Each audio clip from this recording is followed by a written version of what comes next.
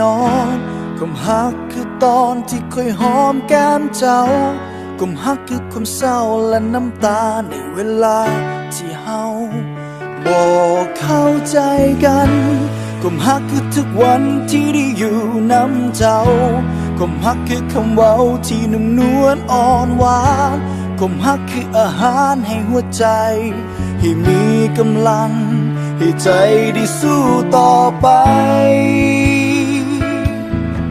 อยากให้เจ้าฮักคอย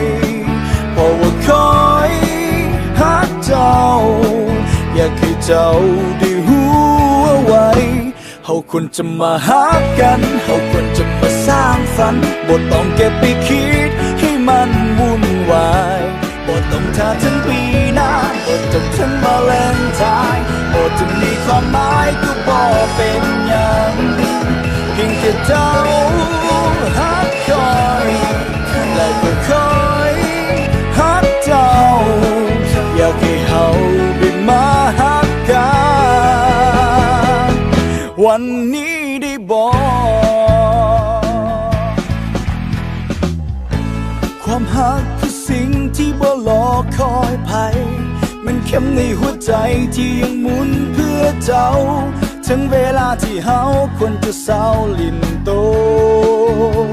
เฮาควรจะมาฮักกันเย่เย่อยากให้เจ้า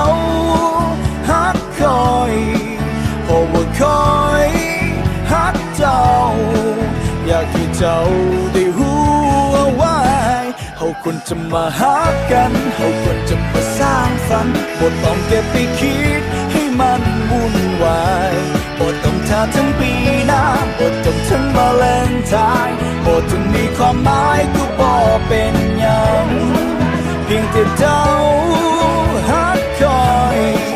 แล้วก็คอยฮักเจ้าอยากให้เฮาได้มาฮักกันวันนี้ได้บอก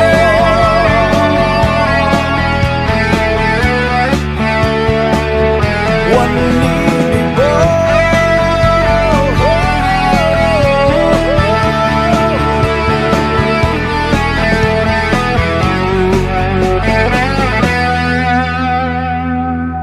เฮาควรจะมาฮักกันเฮาควรจะมาสร้างฝันบ่ต้องเก็บไปคิดให้มันวุ่นวายบ่ต้องท่าถึงปีหน้า